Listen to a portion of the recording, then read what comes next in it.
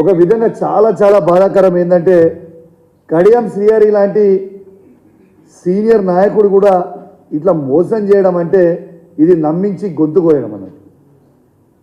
వాస్తవంగా తను ఒక సీనియర్ నాయకుడు ఉండి తనకి ఏం పార్టీ ఏం తక్కువ చేసిందండి నాకు అర్థం కాదు.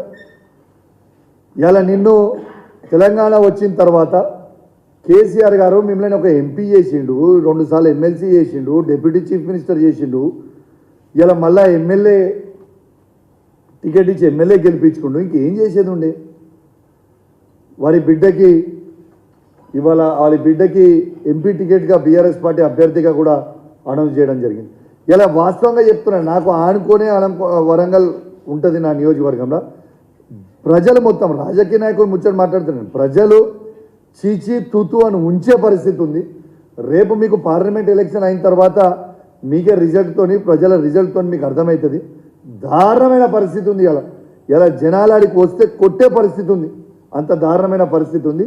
కానీ ఇలా కడియం శ్రీహరి గారికి మాత్రం ఇలా వాస్తవంగా తను ఏందో అనుకున్నా కానీ నేను అన్ని ఇలా మాట్లాడు, ఇవాళ చెప్పుడు, నీతులు చెప్పుడు, ఏదైనా మీ నీతి?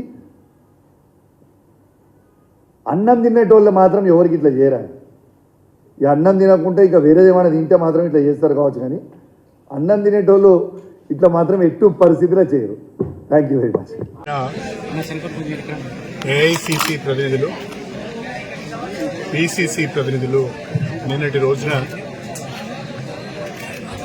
మా ఇంటికి వచ్చి కాంగ్రెస్ పార్టీలోకి రావాలని వారు ఆహ్వానించడం జరిగింది. అయితే నేను నా శ్రేయోభిలాషులతోని, నా మద్దతుదారులతోని, నా కార్యకర్తలతో మాట్లాడిన తర్వాతనే నిర్ణయం ప్రకటిస్తానని నేను చెప్పడం జరిగింది. అందులో భాగంగానే ఈరోజు స్టేషన్ గన్పౌల్ నియోజకవర్గానికి సంబంధించిన గత 30 సంవత్సరాలుగా నా రాజకీయ ప్రస్థానంలో నాతో కలిసి నడిచిన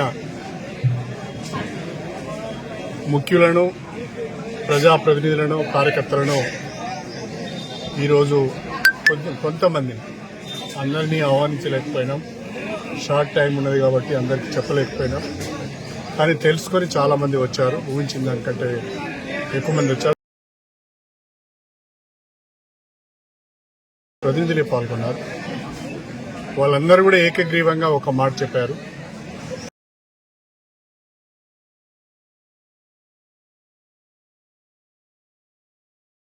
మేముంటామని ఒక గట్టి భరోసా నాకు వాళ్ళు ఇచ్చారు.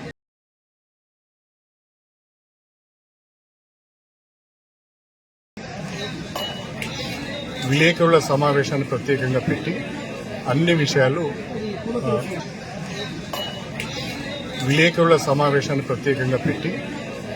విషయాలు వివరంగా చెప్తాను.